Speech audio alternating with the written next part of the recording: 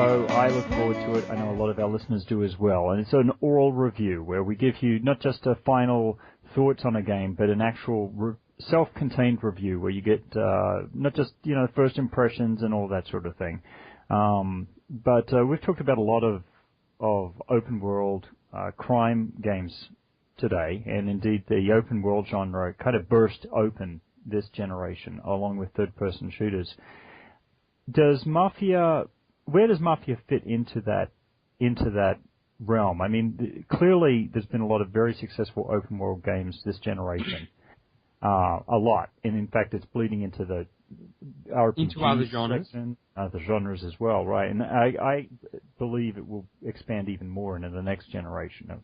But where do you put Mafia II in reference to those other games? Well, I wouldn't actually consider either Mafia 1 or 2, strictly speaking, as open world games. And they're basically set in an open world style city in how it's depicted, but they generally actually follow a linear story-driven structure as opposed to most open world games where there is, of course, a campaign, but it's very much within the world. The story is within the world rather than the world is within the story.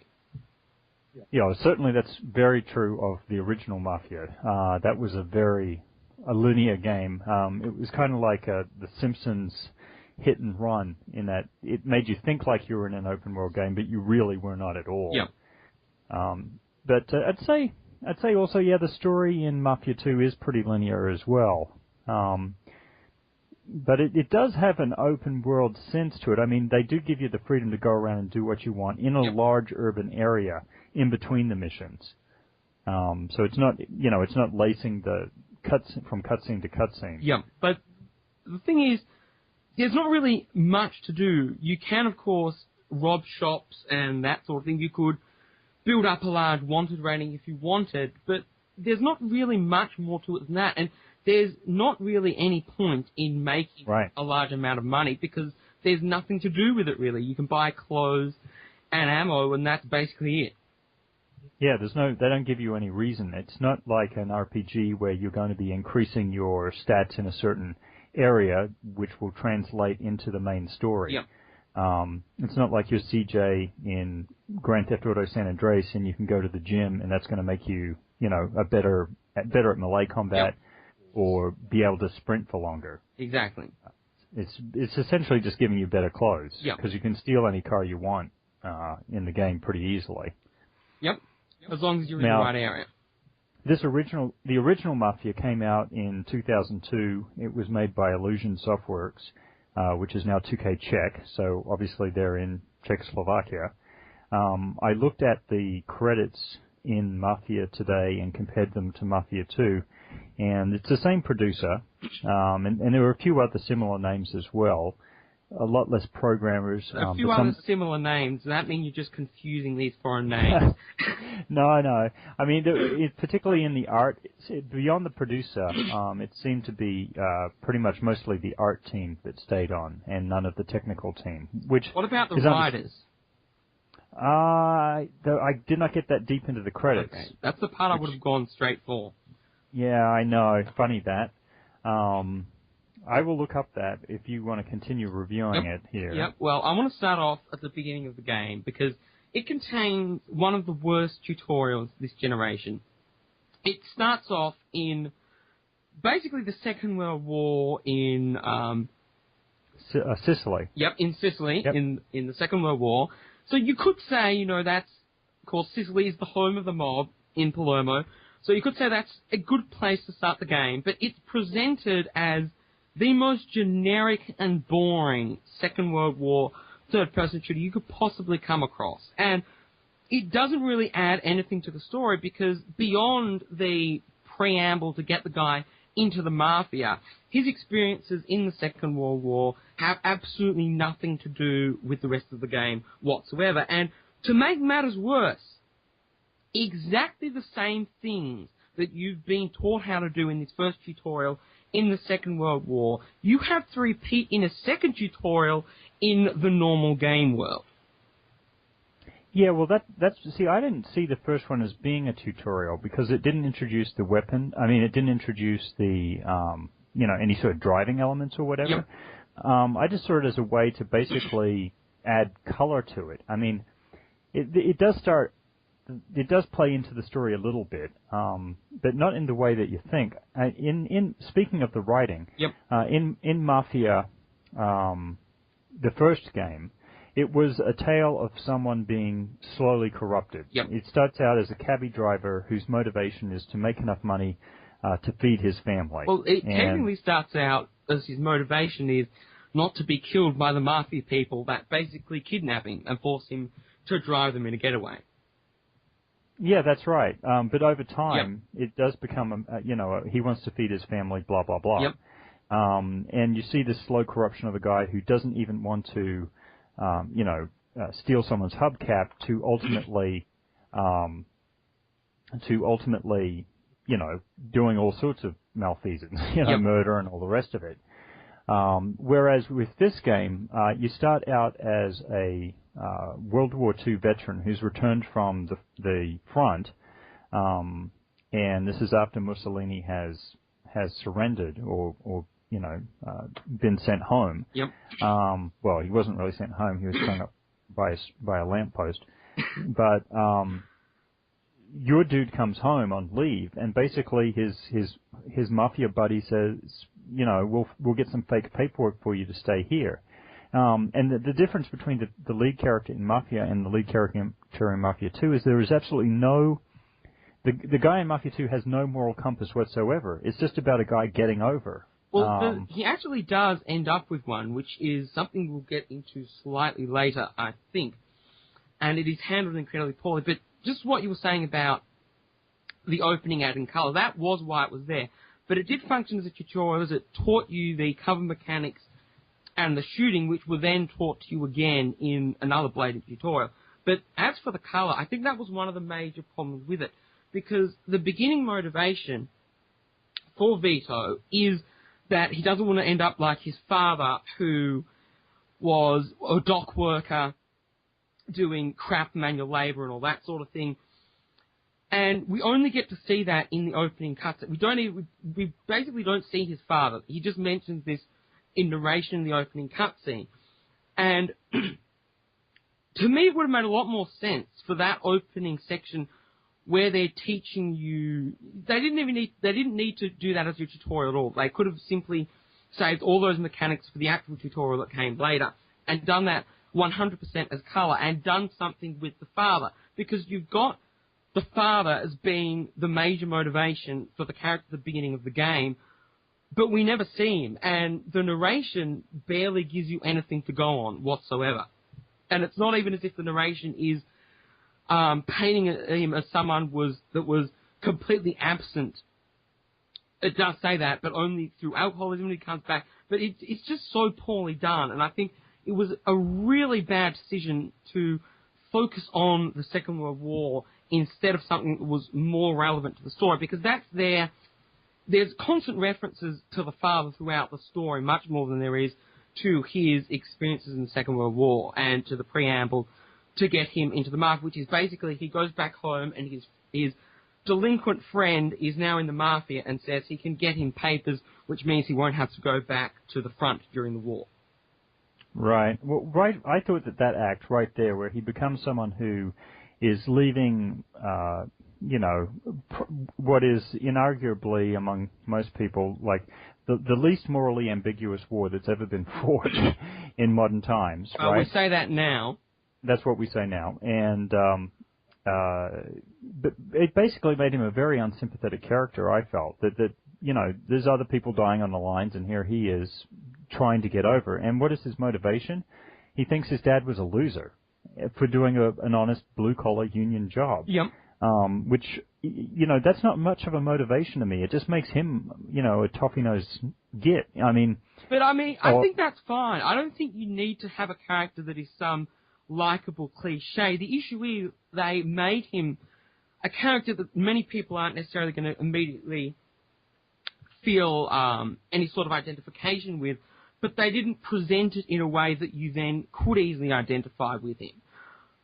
Because, Yeah. of course, millions of people, if you've got a father that has spent their whole life doing some shit job and as a result has become an alcoholic, of course you're going to want to find an easy way out to avoid doing the same thing and being forced through another shit life. That's a perfectly natural and normal thing to feel, and we might not like to think that often, but that's a perfectly fine. There's no need not to depict that. You don't need to avoid doing that. But if you do, you have to do it well, whereas you can get away with doing a more accepted character if you do it poorly. I thought he was a psychologically flawed character because if he's making his life's decisions on the basis of his relationship with his parent, that's kind of screwed up. And then, to have this other guy become basically a pseudo-parental role where he is like, oh, let me take care of you, let me take you out of danger, let me set you up, let me give you something good. Yep. It's basically showing him as an immature, character. Yep. One that hasn't got a developed, identity, which he certainly should have given the level of combat that he went through in Italy. You could also say that the level of combat he went through in Italy made him into what he is. A baby that wants to be spoon-fed success? Yep. Yeah, who knows?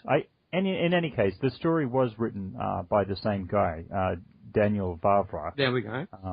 There was a lead writer assigned to Mafia II that was in Mafia 1. He was the only writer credited. In this game, there's about 6 writers credited, and the credit that he gets is story. Yep. So he just basically comes up with a loose story. But in any case, it doesn't really matter. I mean, I don't mind playing games where I don't like the character. I often prefer it. Yep. And certainly, if every game had a sympathetic protagonist, it wouldn't be very interesting. And what I'll say is, of course, him attempting to get out of the war lends a huge amount of authenticity to it, as how we look at the Second World War is, of course, completely unrelated to how it was seen at the time, especially by people who ended up being involved in it. And we're now, of course, not going to think that people might have not wanted to go to war to stop the evil Nazis. But, of course, millions upon millions of people would be. Oh, yeah, of course. I mean, this is something I call chronocentrism, where any history is flawed because you're looking at it through the lens of everything that has happened since. Yep. Right? So, yeah, compared to some of the other shabby incursions we've had since then, of course it's going to look glorious. But people do forget that up until Pearl Harbor, the grand majority of Americans were against the involvement of the U.S. in the war. Yep. And it wasn't until Pearl Harbor that turned around. And then even after that, there was a lot of resistance to it. Yep. It actually is an interesting perspective, and perhaps one that only an outsider like the Czechs could bring to the story. Yep. And I think the fact that they have made him into a character like this deserves a lot of credit. But the issue is, they don't even follow through with it, because later on in the game, rather than being this almost sociopathic dickhead, right, he suddenly has these random, completely unbelievable moments of moral crisis. For example, the whole game he's been going on about the only thing he cares about is money and blah, blah, blah, blah, blah. Then they get into drugs, and suddenly, out of absolutely nowhere, we find out, well, actually, he doesn't agree with selling drugs because it's bad for junkies, or some bullshit like that. So it's just completely terrible character depiction, and it's not even, you could argue that there are attempts to develop the character, but they don't develop the character. The only things that are there that show any sort of consistent character arc is the stuff with the family, which generally boils down to extremely shallow cameos involving his sister and his mother, which don't add a great deal to the character. And then you get these random, complete changes in his character that make absolutely no sense towards the end of the game, where they're attempting to make him appear more sympathetic before the game ends. Could that not perhaps be a more complex writing, though? I mean, if we just want this guy to be a shallow dickhead or whatever, would it not make sense for him, having seen his father's life be ruined by drugs, for him to have some sort of emotional response to that. And I think that's probably the reason why they did that. But I don't think they did it successfully at all, because the whole family thing was not enough of a consistency within the game. It was started off at the beginning in an incredibly shallow way, just through the narration. Then you had basically 2 scenes with the sister and the mother, except until towards the very end. The scene with the mother was after he gets back, she then dies and he finds out in jail. The scene with the sister is the death thing. And once again, it's only given any sort of proper depiction when it actually begins. So when it begins, she comes to him asking for help, and you see her getting harassed in an alleyway, right? Then, once again, there's more motivation for him to go into the mafia and to get money for more altruistic reasons. Then when you actually get the money, he just says he's got the money now. There's no follow-up cutscene or any interaction with the sister. So it then basically becomes completely meaningless. Just as with the father, after the opening narration, the next scene that is mentioned is only with the guy that he worked with at the docks. And following that, you then eventually get the drug thing, and then the final scene once again with the dock worker. But there's no sort of consistency between them, and they're completely separate to all the other stuff that is happening within the game and all the other story threads. There's no sense that they're always there and a part of his character.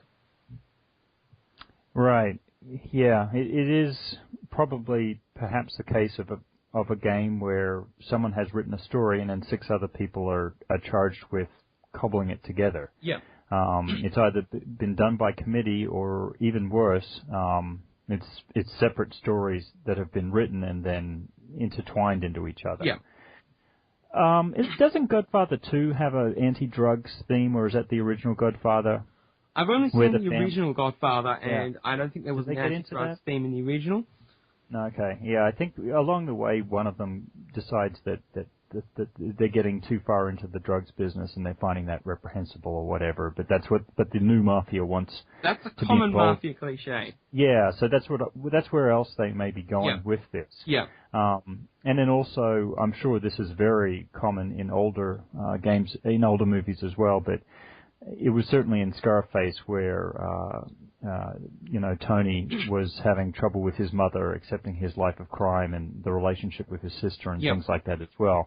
And in Mafia 2, that was kind of really underdeveloped, and you've got to wonder if that was only included as a tip of the hat to the writer who wanted that to be a core part of the story, so it pops up from time to time. Yep. I think all the storytelling is handled really poorly, except for the direction of the cutscenes. Another example is the structure of the game and the way a lot of it is depicted is, once again, it's another very original thing for a game, just as having a character like Vito is, but it's not handled particularly well. And that is, there's a lot of kitchen sink style drama things in it, where, for example, you're going around in prison. What do you mean by that? What I mean by kitchen sink is basically everyday stuff that has to be done, and everyone does, but is not included in broader fiction because it's either considered boring or completely uninteresting. Okay. So, for example, when he's in jail, he's forced to go and clean the urinals, and for every mission, you've got to go home, back to bed after every mission, and sleep, and you've got to put your clothes on in the morning, etc., which lends the game some degree of continuity. But there's still, to me, there was no sort of cohesion between all these elements. Like, the more extreme kitchen sink stuff like cleaning urinals popped up at random times and very rarely. So then it didn't connect with the more common continuity of you driving home and having to change, all that sort of thing. So you didn't then get to appreciate it for what it was as much because it wasn't a whole cohesive product. And what it then basically ended up doing was making the structure of the game feel incredibly slow and repetitive, rather than that being something that added to the atmosphere to any great degree.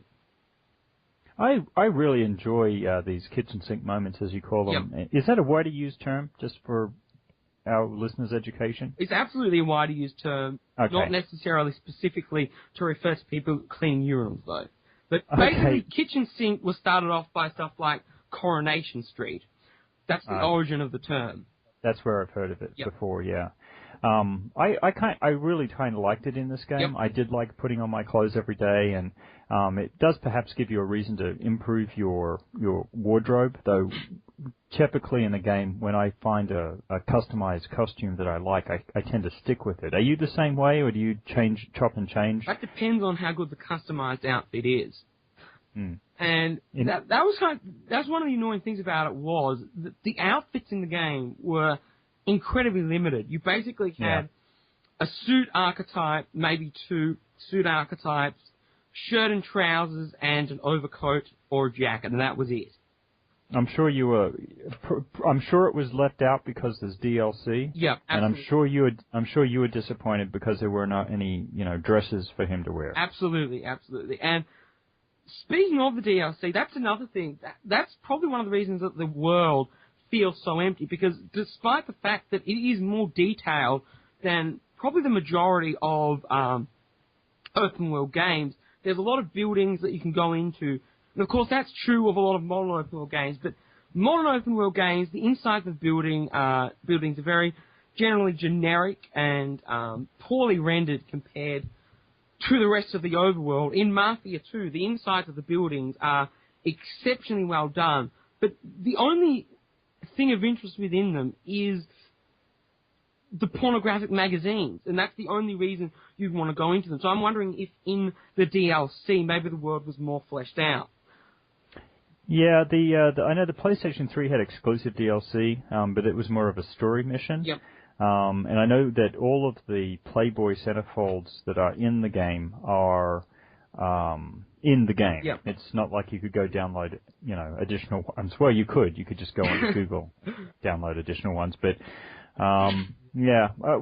okay. But I think a worse omission with the DLC is, and this is a major problem in the combat, there are melee weapons in the DLC. And in the game, unless you get DLC, there are no melee weapons. And the way that the level design in these shooting sections are structured, to me, feels like they need melee weapons. And the reason for that is there's basically, except for maybe the odd enemy running at you, there's very little of dynamic movement to them. And the reason for that is, because of the somewhat awkwardness of the aiming, you can't really, bear in mind I'm playing on hard, so this might not apply to normal, you can't really run out of cover and shoot someone in the face, because then to get back into aiming, you're at a time disadvantage.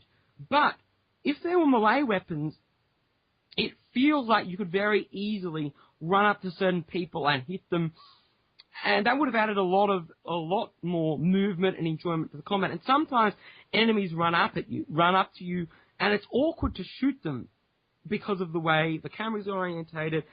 It's further back than you might expect in some games, so you've often got a further difference to aim at people when they run up to you. It feels like you could very quickly switch to a melee weapon and easily beat them up. There is, of course, fists, and you can hit people with your fists, but it does so little damage that you're just going to end up getting shot, most likely, if you attempt to do that. I didn't know there were any melee weapons in this game at all, so they did add that as DLC? Yep. There's melee weapons as DLC. Was that, you're playing on the PC? PS3. PS3, oh, okay. Yeah, I can't see playing a Mafia game, not Mafia game, but I can't see playing a crime game and not having like a baseball bat or a tire iron as a part of my arsenal, It's a pretty big omission, and on the combat, once again, can I just say, thank God that developers very quickly realized that shooting with the triggers is the stupidest fucking idea ever invented. That is even dumber than 6-axis controls of early PS3 games. I'm sorry. They make you use you aim with L2 and shoot with R2, Yeah. right? Yeah. And do they give you the option to change that? No, or? you cannot alter their button mapping. I think you can select from two separate control schemes, both of them which use the triggers for shooting. Okay. So you can use RBLB or no? You have to use... You have to use the trigger buttons to shoot. There are two control schemes that you can select from, but both control schemes have the shooting assigned to a trigger button. Yeah, it wouldn't be so bad if you could use the bumpers, but the triggers are so squishy. It's incredibly awkward. And on the PlayStation 3. And they're unresponsive. The only thing that they really work for, as far as shooting is concerned, is grenades. And because there's so much recoil on the guns, you need more finite control of your shooting, because you have to, shooting bursts and time your shooting, which you can't do easily with triggers because you've got to press them so deep to get any sort of response. So it makes the combat incredibly awkward and not at all as enjoyable as it should be. And I don't know if this wasn't an issue playing on an HD television, but on 576p, when you zoomed in, and you can't zoom in all weapons, but when you zoom in with a rifle, the zoom did not seem at all long enough compared to the distance of some of the enemies in some of the areas. You could not see them easily. And this combined with your R2 firing, which means it's very hard to do accurate aiming with weapons with large recoil, resulted in some incredibly boring combat at times, because it is a cover-based shooter with regenerating health. What that means is enemies that are like 100 meters away, that you cannot see easily and have a great deal of trouble shooting, just sit there tanking pot shots at you and hiding behind cover. But because they're in such good positions, it's awkward to get closer to them, and you then open yourself up to enemies in other areas that have a better angle but can't hit you where you currently are. So you've basically got to stick there, very slowly whittling away at these people in perfect cover that you can barely see. The difficulty that you had was not limited to the set you were playing on. I remember that the zoom on the sniper rifle on this was absolutely it was like a digital zoom rather than an optical zoom, if you know what I mean. It was I typically love the sniper guns in any game, but in this one they were particularly flawed. They basically just did exactly what I said. It was more of a digital zoom where it was entirely unrealistic. Yeah. So overall, it sounds like you didn't enjoy the weapons in this game much. Well, did you? The thing is, I very much enjoyed the shooting mechanics, because I always very much like games that have a large amount of recoil to them. The issue is with the controls rather than the mechanics specifically. If you could use R1 to shoot, the mechanics would be exceptional. So I can imagine if you were playing this on PC with a mouse, and you then have much better control over your firing, and you're firing with them, I would say the shooting mechanics are extremely good. And because they should have a huge amount of recoil, you're using old, crappy weapons, you're using fucking Tommy guns and old Legrand rifles and all that sort of stuff that are going to have incredible amount of recoil and all that sort of thing. They should feel inaccurate and crap to a degree, but you shouldn't also have to be dealing with a really crappy trigger mechanism, even if that might technically make it more realistic in some ways. Yeah, and this carries over to the vehicles as well, both in Mafia and in Mafia 2. Yep, and on the vehicles, it was great. Yeah, I was incredibly disappointed with the driving mechanics until I realized you could switch it to simulation, because on normal settings, cars not only feel incredibly light, the turning circles were really tight and small, and you could drive really fast and take a corner with no trouble whatsoever. And we're talking about old cars that weighed like 4 tons with huge wheelbases and no power steering. But once I figured out you could switch it to simulation, the driving mechanics, the only problem with them is the cars still feel a little bit, I'll say a fair bit lighter than they should, but they've got these huge turning circles, and they've got really slow acceleration. But when you get fast, because they've got these really finicky handling, the sense of speed is absolutely incredible. You take like 1 kilometer to come to a stop when you reach 200 kilometers an hour. The driving mechanics are exceptional as well.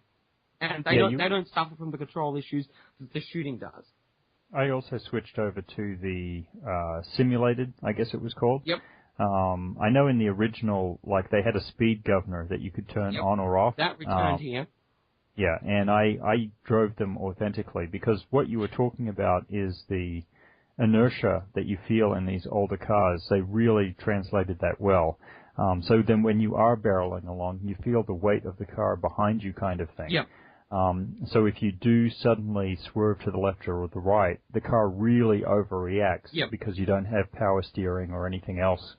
And yeah, I really enjoyed that. But what I was saying is how it's similar to the weapons is that setting aside the controls, the developer Check2K did make great efforts to make the weapons and the vehicles feel authentic to the time. Absolutely, absolutely. And the other main issue with combat is, and this applied to the original Mafia, the design of these set pieces is probably maybe slightly better than mediocre, or I'm going to say mediocre.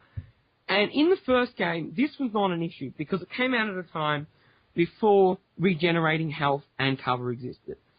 Now, for me, if you're making a game with regenerating health and with cover, you have to actually be very good at designing your battles. And the reason for that is, if you put cover and regenerating health in a game, what happens when you get low on health?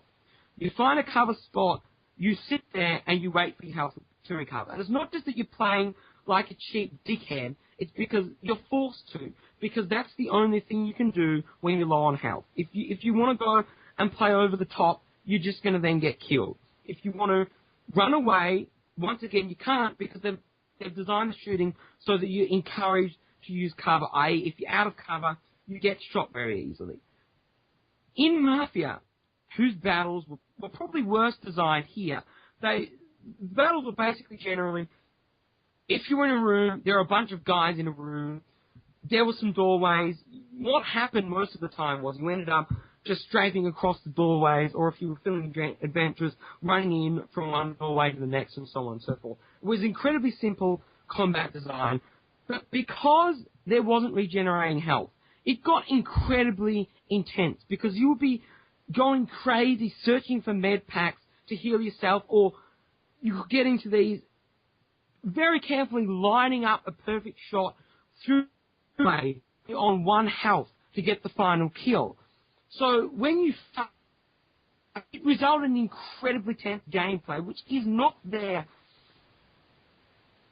of regenerating health and cover, which means if you are doing that style of gameplay, you have to then design the levels, not just mediocre, you have to be good at designing the battles. And to me, the battles were generally really by the numbers. You were confronted with a set of, maybe 4 sections of cover along a linear pathway, and you just moved straight through it with no sort of, there was one moment in the game where you could do something different and you were told to, and that was when there were 2 guys with a Tommy gun, where you couldn't really move forward through there and you had to go around beside them.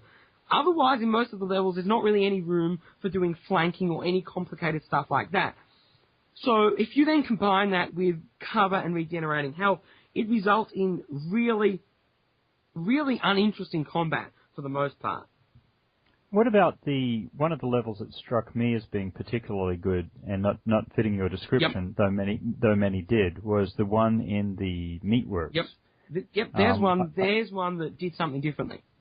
Yeah, I thought that one was great because you could have gone around about 6 or 7 different ways. One of the reasons that was so good was another major flaw in the game, which is the complete opposite of the original Mafia, is basically until you get towards the end of the game, every single plan they make, except for one, goes off absolutely perfectly.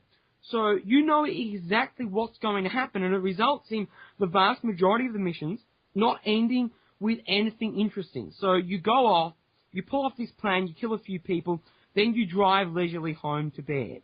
In the first game, for example, in one mission, you were going off to rob a barn filled with prohibition alcohol, and if I remember correctly, and I may not, they didn't even expect there to be many people guarding it, and I think they weren't. And so they went in and started loading up the trucks, but then gangsters arrived, and they got into this massive gunfight, and even that wasn't the end of it. When they then drove off with the trucks loaded up, they were then chased by the gangsters. So even in simple stuff, the shit hit the fan, and the same thing happened in this mission. It begins off with a stealth section. You go in, and then you can either shoot people or continue stealthy along. When you then get to the guy that you're going to assassinate, he then escapes and you get knocked out or something along those lines. Then you get back up and you go off to kill him, but then his cronies arrive and you've got to shoot them. And so it's all completely spontaneous and nothing's gone to plan. And that made that whole thing so much more enjoyable and fun. And it's only towards the end of the game that these things happen, and they do that a lot more consistently. And I really enjoyed like maybe the final third of the game, because it did this sort of thing again and again. And I think that was one of the things that made the first Mafia so incredibly enjoyable, was you go off to do these really simple things, and something always goes hilariously, catastrophically wrong in the most amusing way. And it just makes the whole experience so much more spontaneous and enjoyable. Yeah, I remember that. I actually played these games back-to-back last year. Yep. Mafia 2 was the last game I beat last year. And, Mafia 2 was pretty well received when it came out. It got a 88 Metacritic. It actually did have quite a few 5 and 6s, surprisingly, though. Yeah, actually I believe that, because I never heard much good things about Mafia, particularly when Mafia 2 was coming out. People weren't like, oh, there's a new Mafia game coming out, and this and that and this and that. Yep. Well, it was more like there was a lot of press. It got a huge amount of press. Oh, it did. Yeah. For its technical, what it was promising technically, and also for the Playboy centerfolds. Of course. And then also the launch for this was delayed and delayed and delayed, and yep. I think it was ultimately buried by Take-Two when it was released. Which, just setting aside your oral review for a second, I have a question for you. Perhaps you don't know the answer to it. Perhaps there isn't an answer to it. What is Take-Two doing with this game? I mean, they've already got like the #1 best-selling open world, crime game. What were they hoping to achieve by going back to this? Was it just a matter of we've got to give something to 2K Czech to do, and they're pretty good at this, or? Well, Mafia was pretty popular, wasn't it? I'm pretty sure that sold very well. I can remember seeing it in the top charts for Australia for many months in Hyper magazine. So, yeah. But at that time, it wasn't a Take-Two property. But they would have bought it because it was such a successful game. Yeah, that's the only reason they would have bought Illusion Softworks. You're right. So this is basically the cashing in of why they bought them to start with. I would say so.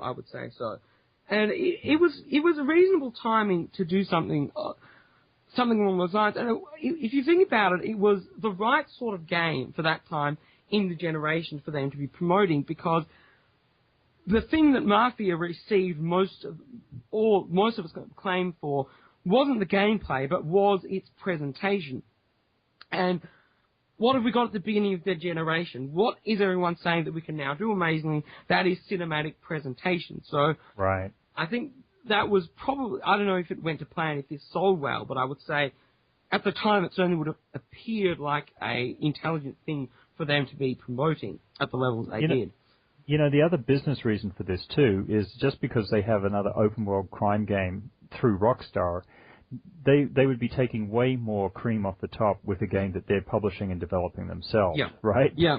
And then actually it would be in their best interests at the time when they were renegotiating with Rockstar to have a successful open world crime game as basically a safety gauge that if Rockstar, jumped the fence and went over to EA, which was rumored at the time, that they'd have something in their back pocket to fall back on. Yeah, and also that would be good for negotiations, because they can say to Rockstar, well, we don't really need you because we've also got Mafia 2. Well, speaking of that, can you imagine how, the arrogant people over at Rockstar, what contempt they must have for Mafia? Like, when they're talking to Take-Two, they're like, you're really going to publish that, huh? Yeah. You're really going to publish that? Yeah, Yeah. well, if you guys only make a game every 6 years, we've got to do something.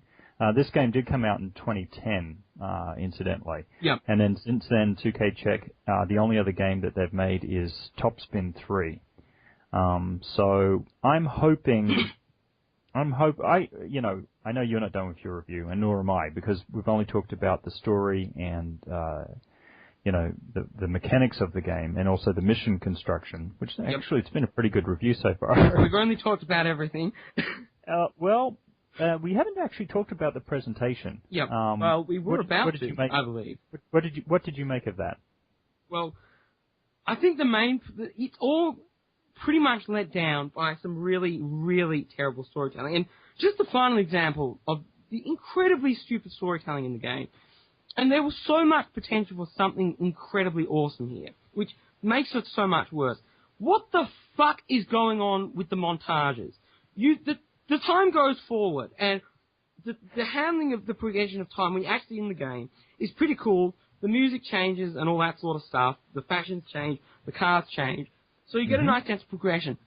But it's preceded by the stupidest fucking montages you could possibly make. What the fuck? They're just so incredibly stupid. And the worst example of this is, and another major problem with the depiction of Vito. So he's going on and on about how much he likes money. The only time that they depict his love of money and his opulence is in these fucking montages. You don't get to see him going around living it up except in maybe 2 scenes in the rest of the game, except during montages. What the fuck? I thought they missed a beat here. They should have had modern hip-hop on those montages. Or even ancient hip-hop, like Mo Money, Mo Problems, or something like that going on. I think that would have been very interesting and creative. Then it might have worked. I did like the progression through the different decades. I would love to see the series go into the 60s and 70s and beyond. Yep. But I don't know if that's going to happen at this point. I mean, there's no reason. Mafia was for the 6th generation. Mafia 2 came out in the 7th generation. I see no reason why Take-Two, if they can keep Czech 2K together, why they wouldn't return to this for the next generation and have another swing at it. Well, do we know what Mafia 2 sold? Because, while it's got an 88 Metacritic, certainly the general opinion post-release has been pretty negative, which is partly due to the DLC, but also a lot of people were disappointed with it after the first Mafia. Yeah, I'll look that up while you go on to your next point. I don't think it is at all a scene, but with the progression, I think it highlights another problem with the progression is the actual progression of time is handled really well, but the characters within the progression of time don't really change at all. I think it's kind of ridiculous if you think about it. His sister, that has maybe 10 minutes in the game, in a 15-hour title, has more progression, not necessarily character development, but more happens in her life over the entire game than in Vito's and Joe's as far as anything tangible is concerned. So what happens to her is her mother dies, then she gets married, then later on she's having problems with her husband. Those all follow along in the changes of the period of time in the game. So there's a connection between her character and the change of the time period.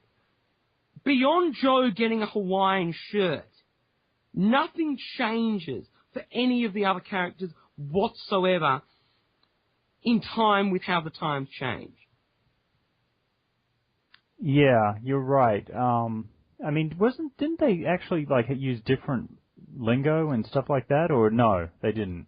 Maybe the lingo probably changed very slightly, actually, but I mean that's not much. Also, that's just the fashion changing. I thought there was a depictive. The fashions changed. There was a change in the moral compass as well, and you did see areas that were once bright and shiny, a little bit more dilapidated or run down. But that's the world. Yeah. That's not the characters. Okay. I'm saying the progression in the world was excellent, but the characters did not change with it beyond really shallow things like Joe getting a Hawaiian shirt or their lingo changing. Right. And I'm not saying that they should, their morals should have changed, because of course, generally people, when they reach a certain age, culturally they stay like that for the rest of their lives. But nothing changed in their lives to do with the time period or whatsoever, or in time with it. So there was no consistent sense of progression between the two. Right. I probably was a little bit lost there because I was looking at Mafia II sales, right? Their sales figures. The disreputable website that proclaims to know all was wrong, so I ignored that. It said that it sold about 3 million in the first quarter, 3 million copies. That's pretty good. Yeah, and then in 2010 it made the top 10 best-selling games on Steam list at number 9, where it made 12 million in revenue. So, I mean, they definitely showed some interest, but I imagine, I remember also the development costs of this game were pretty steep as well. Yeah. So it would have cost a huge amount to make, and the greatest example, and probably the best achievement in the game is easily the cutscenes. Now, this came out before Uncharted, right? Oh yeah. Yeah. So this was which Uncharted? Because the this first came out. Uncharted. I don't think so. Because this came out in 2010, but the cutscenes in the first Uncharted weren't that great anyway. Yeah. So not only are they huge technical achievements, the facial animation is exceptional.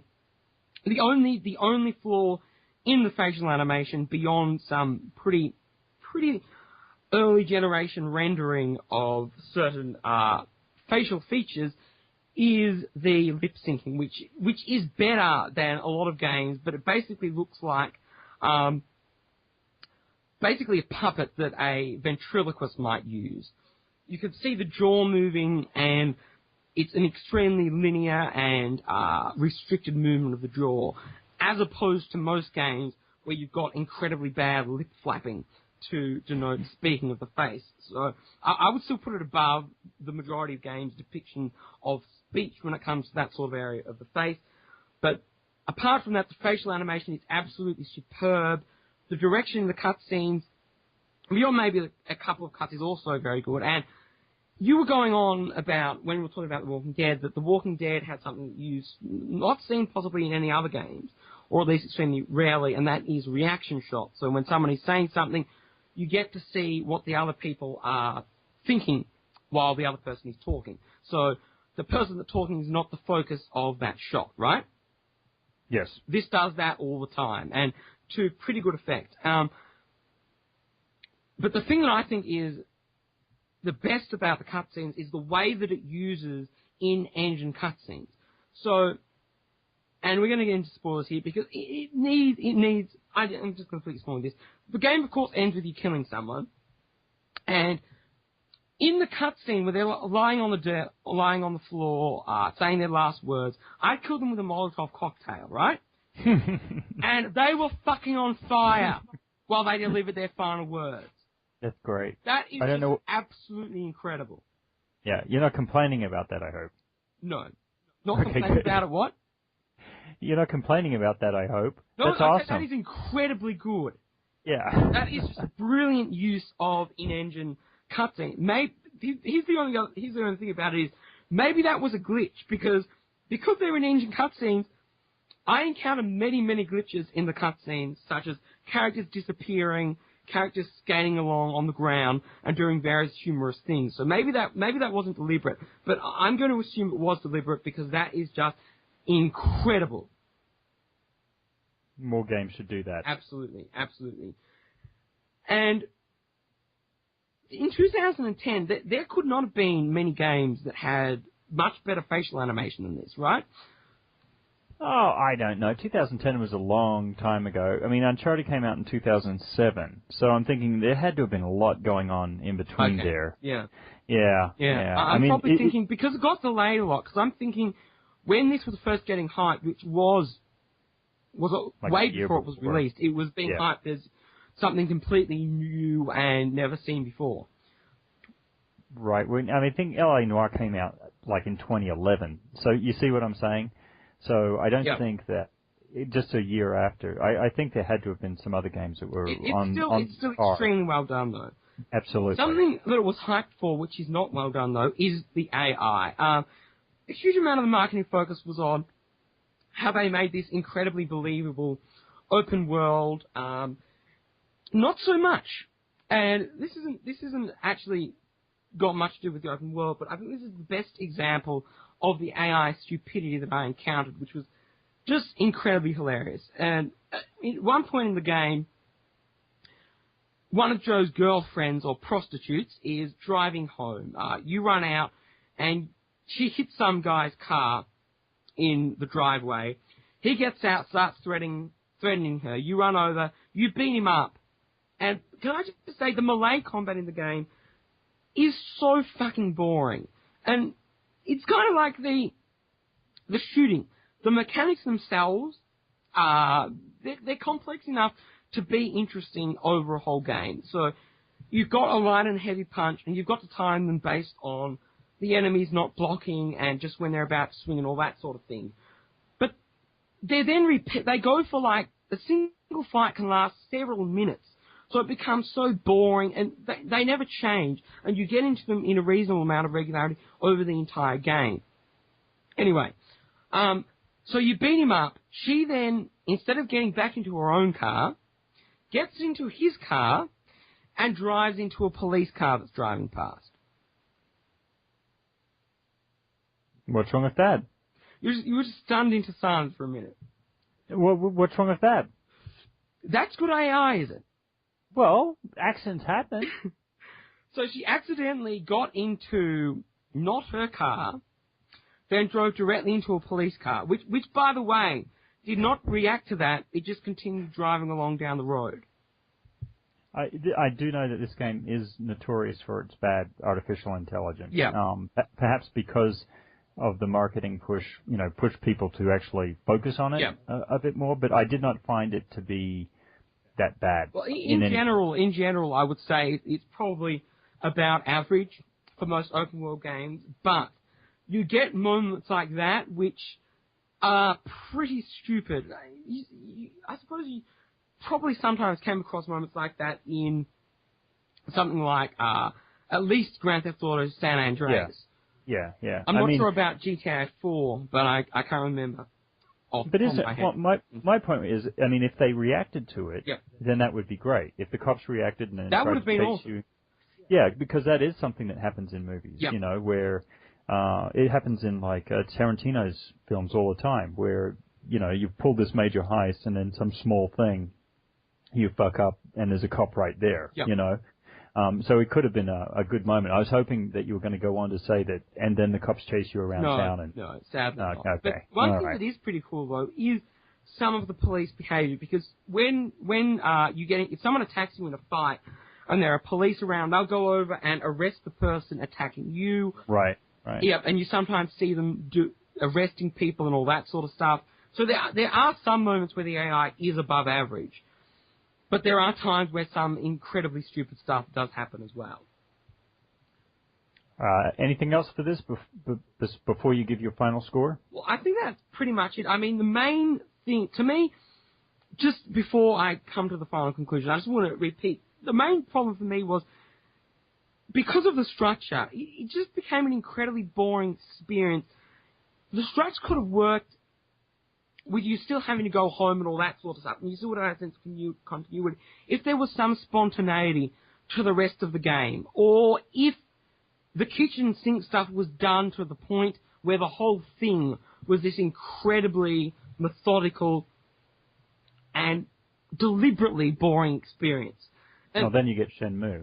Exactly. If it was like Shenmue, and I think it deserves a lot of credit for attempting to do these things that most games do not attempt to do, but it completely fucked them up on many occasions.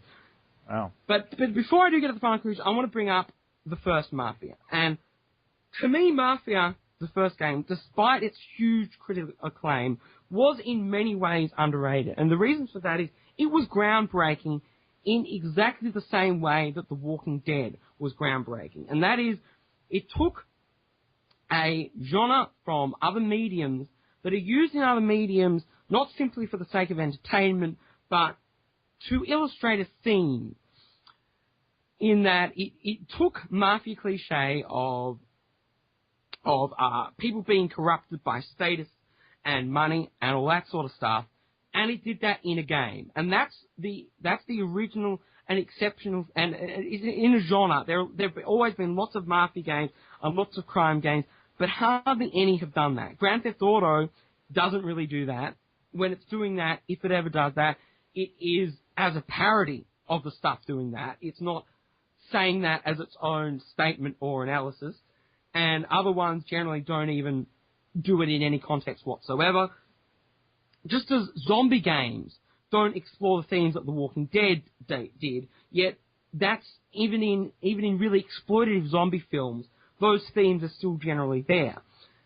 And I don't think it really got enough credit for that. It was praised at the time for having an exceptional story, but that was it. And the same thing, I think, happened to Max Payne to a degree. It got all the credit it deserved for its story and characters, but it didn't really get credit for using noir in the same way that noir was used elsewhere. And I think the reason for that is that gaming culture is, and I don't care if it's stereotyping because it's true, is generally composed of nerds or is culturally very predisposed to nerdy pursuits. So you're going to get people that are more familiar with zombies than with mafia films. Maybe people have seen The Godfather. Maybe they've seen The Sopranos. They won't have watched La Piovra or a whole slew of other things. So they're not immediately going to pick up on that. Well, they're not exposed to enough. Yeah, they're not exposed to enough. I was listening to Jeff Gershman today on the Giant Bombcast, and he was making a reference how in Grand Theft Auto 5, they have these ones where Michael, the Tony Soprano type character, you can go to his therapy sessions, and he thought that was a really interesting touch. And it's like, dude, so apparently you haven't watched The Sopranos.